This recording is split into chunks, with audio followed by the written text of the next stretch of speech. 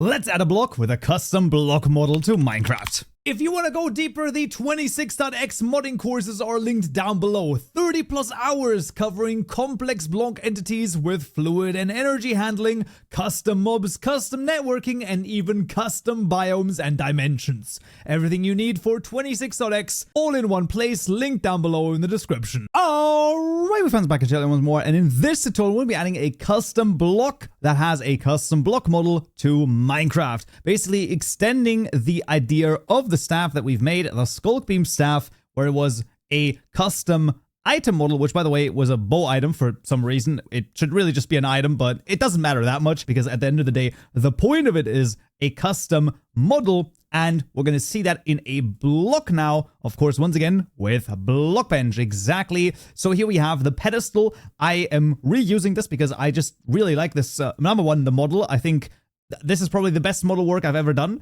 and I'm pretty sure I've done this. I don't actually 100% remember, but I'm pretty sure this is actually mine. But regardless, this is of course also available to you down below for download, and when you have it, well, then we're gonna go to the file, export block item model. That's once again going to export a JSON file right here, so absolutely.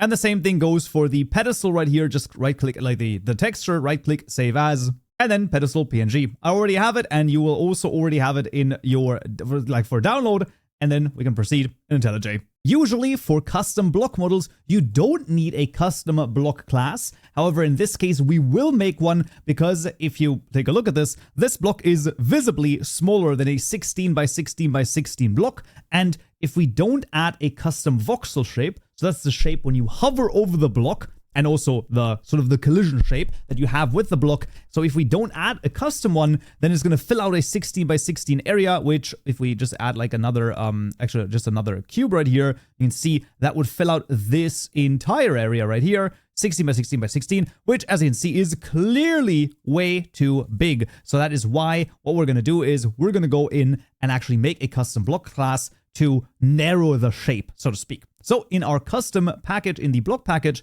we're going to make the pedestal block class. But also I have to make sure to write this correctly. This is going to extend from the block class, exactly right, from net Minecraft world level block. We'll hover over this create constructor matching super. And then here we want a voxel shape. So this is going to be a public static final voxel shape over here called shape. That is correct. And this is going to be equal to block.box. And it actually suggests to us over here a certain, a couple of values. We will take this, but we will change the values to 2, 0, 2, and then to 14, 13, and 14. Those were pre-calculated. If you have a custom sort of voxel shape that you want to sort of change to, then it's sometimes a little bit weird. So in theory, you would imagine if we do like a 2, 0, 2, 0, 2, and then a 14, 13, 14, that it would work, but it doesn't quite work. So it's like a little bit sort of moved over here. I'm still not 100% sure why why this is not quite right on, like why this basically doesn't match exactly. But regardless, I just recommend you test it out a little bit, like test out a couple of different numbers if you have a completely custom shape. Now, if you do, you want to override the getShape method and simply return the shape field. Very straightforward, nothing too crazy. And that's actually the entire pedestal block done because there's no other sort of functionality that we need. In this case, also, when we look at the entire pedestal block, you can rotate around, right? If I had this all in a group right here and I were to rotate this group around, well, first of all, it has to be all in the middle, and then a group, and then we rotate it around. All of a sudden, you can see if I rotate it by 90 degrees, it looks exactly the same, right? I mean, yes, there's a little bit of a difference in terms of the texture, but generally speaking, you wouldn't really notice. Unless if I had, let's say, for example, something like this, right? All of a sudden, if I now were to rotate it, well, now it's sort of sided, right? Like now we know how we would place it down. And of course, we would always want to place it down in the way that basically shows the same facing towards me. If that is the case, I highly recommend you check out the horizontal direction block over here, of course, also including its different sub-blocks, for example, carved pumpkin, super easy to understand. Of course, this also has some other stuff. I don't know if there's any one, I mean, I guess the loom block literally doesn't do anything.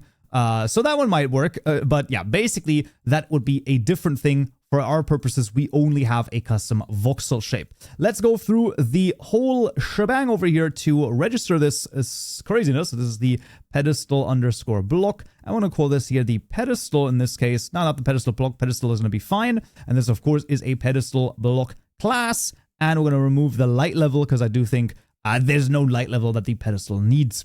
I'm going to add it to the creative mode tab very straightforwardly. This is all the normal stuff that we've seen previously. Block load tables is just going to drop itself over here. Then for the block tags, because we've added the requires tool for drop, we're going to add the pedestal here as well.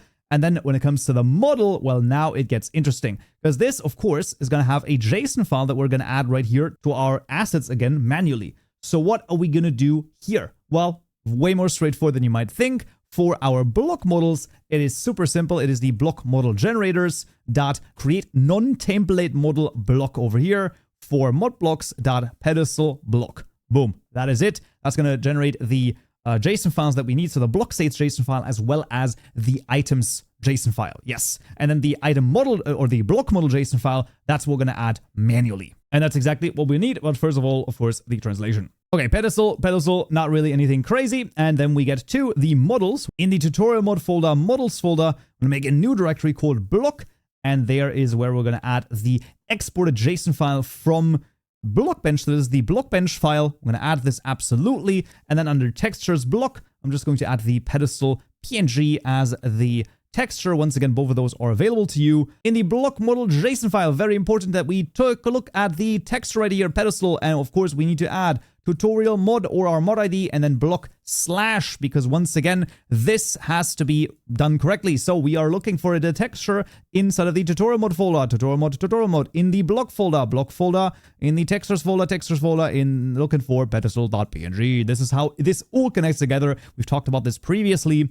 And that is what you have to change manually here once, very important. And once that is set up, then you're good to go. And that actually is everything that we're going to need. Now, we, of course, still need to run the data gen for the other two JSON files to generate. But once those are done, well, then we can go into the game and see if it works. All right, friends, we're back in Minecraft and let's just take a look. And there we freaking have it. The pedestal has been successfully added to the game. And there we go. And we can even see it is a little bit smaller than an entire block. And if I were to stand on it, you can see I'm actually standing on it quite well. Yeah, if you go to the like very edge over here, you can, it doesn't look perfect, but it is pretty good. And the voxel shape over here, if you want like some really crazy stuff, you can take a look at the lectern, because that one, as you can see, has like sort of this, the stairs right here, and then just the base. So that's pretty cool. But you can see the stairs over here, they don't actually, they're not part of the collision. Right, so I highly recommend you check out the lectern block over here for its, where is it? The voxel shape. There's one